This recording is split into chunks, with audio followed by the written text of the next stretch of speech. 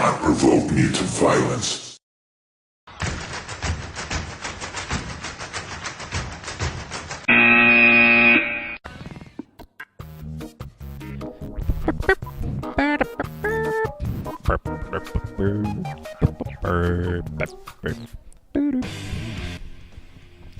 Hey Nukenites, it's Nuke, and I'm back finally. Feels like it's been a long time. Maybe it has, maybe it hasn't. I'm too lazy to look up when I last did a commentary, but this is going to be a fantastic commentary.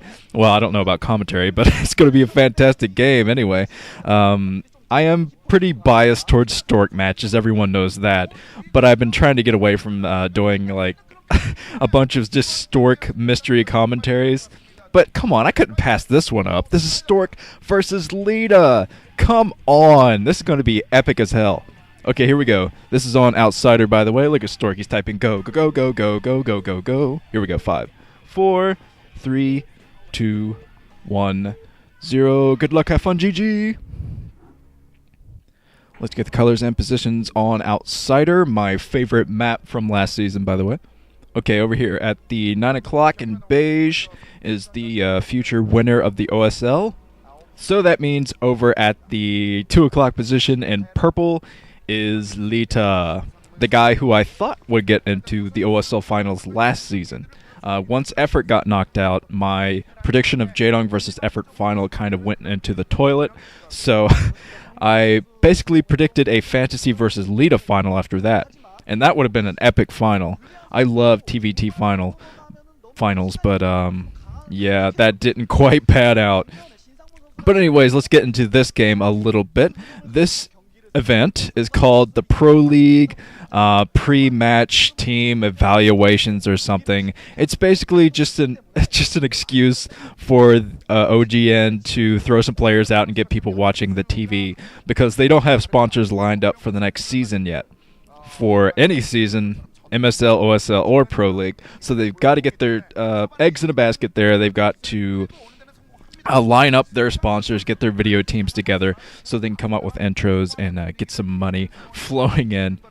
But in the meantime, we'll have a bunch of these type of exhibition matches. And by the way, this is the ace match of this particular event, although if they were playing for real Pro League games, Khan would have already won because they're up 3-1. But the event people decided, hey, let's just have him play all the games. Why not? That'll eat up some airtime. But it looks like Lita is walling in, doing a very standard straight to his refinery build. And I will try not to mess the builds up too much here, seeing as though I'm rusty as I don't know what. And by the way, if you did not see my little post on my front page channel, whatever, I was a winner in the Team Liquid raffle. That means I won an SK Telecom 1 shirt. I won a Bunky doll. Yes, that's their mascot. I won a little Bunky doll. I'm probably going to take that to work, set it next to my computer. And I won a random autograph from one of the SK Telecom 1 players, which could be a lot of people. And I'm suspecting, well, I have kind of psychic abilities when it comes to StarCraft. When I go random, I always know what race I'm going to get. It's just a natural talent. So I think I'm going to get I Love UUV's autograph. That is my psychic prediction, although it could be a lot more players like Best or Kanata or Boxer or Fantasy or Bisu. It could be any number of those. So I'm really looking forward to getting that Korean package in the mail and seeing what I get.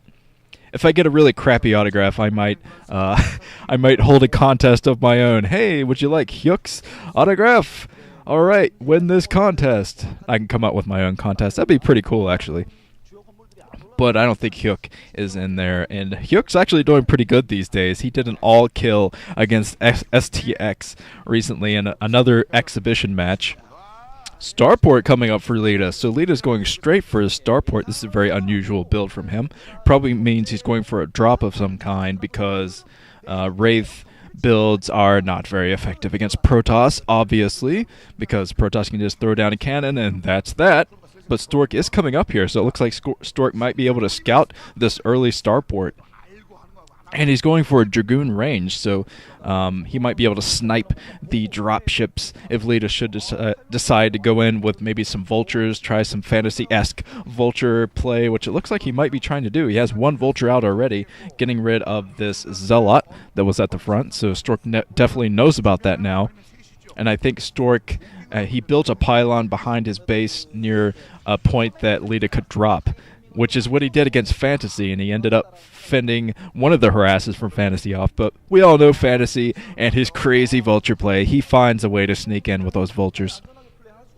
But Lita is he's much different than Fantasy when it comes to Terran play.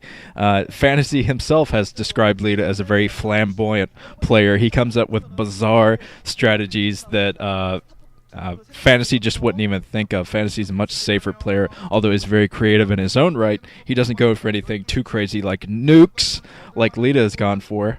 This is the first-person perspective of Lita, by the way, showing him picking off that probe that was going in to scout a little bit more.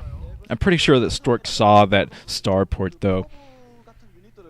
So that means he's probably going to be prepared. Yes, he is putting down his observatory. This is smart of Stork. This is what I've noticed Stork going for a lot recently, is observatory first before any kind of robotic support bay, which basically guarantees that you can deal with mines once the Terran player goes in with mines. And Lita's coming down with his dropship already. I'm not exactly sure what he has in this. I saw he had a tank at home and a vulture, but other than that, I'm not sure what else he has. So he could be dropping a tank and a vulture in here, while Stork looks like he's going for an expansion down below his main, and he denied a scout from Lita.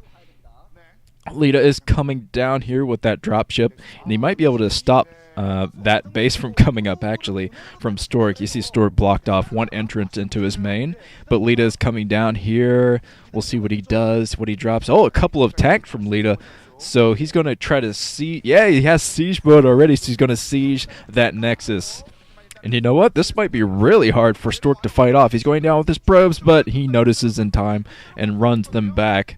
But yeah, Stork might not be able to fend this off. Even with Dragoon range, I don't think he's going to be able to range these tanks. He might barely be able to if he wedges his Dragoons between the minerals. But yeah, that's a little bit too risky, I think, just to save this Nexus. Yeah, I think this Nexus is going to go down. There's not much he can do about it. So already, Lita has taken command of this game, taking down a Nexus. And Stork doing the right thing. He's going in for the counterattack, saying, well, I know you don't have those two tanks at home, so I'm going to push it into your main and make sure that you can't expand again. Even though Lita is taking his expansion behind his main as well, which I've seen a lot of pros do. They go for the safe expansion that's not easy to be harassed, even though Lita just harassed Stork there. I don't think I've ever seen a Terran do that, by the way, harassing that so soon with an early dropship. And Stork's putting down that base again. I'm not sure how smart that decision is, but he's coming up here with his Dragoons. Lita spots those Dragoons coming his way, so he's going to be able to fly off.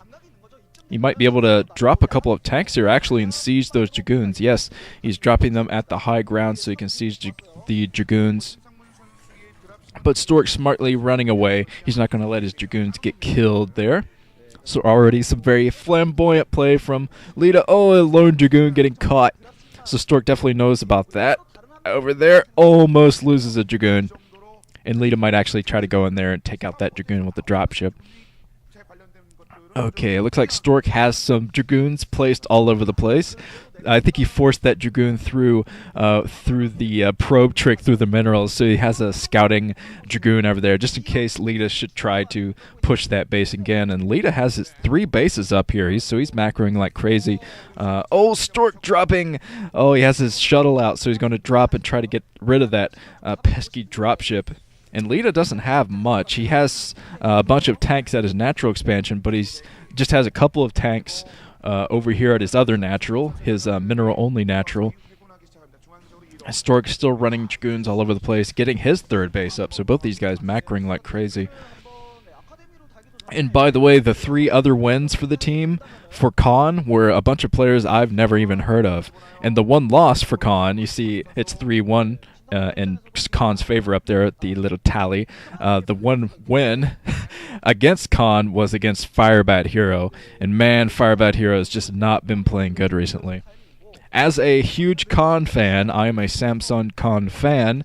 I am kind of happy to see Firebat Hero losing, because that means some other players will get the spotlight, because Con has a bunch of great players that never get to play, like Miracle. Miracle rocks. If you watched Miracle's games moving up against, I think, STX. No, it was against CJ Entis, I believe.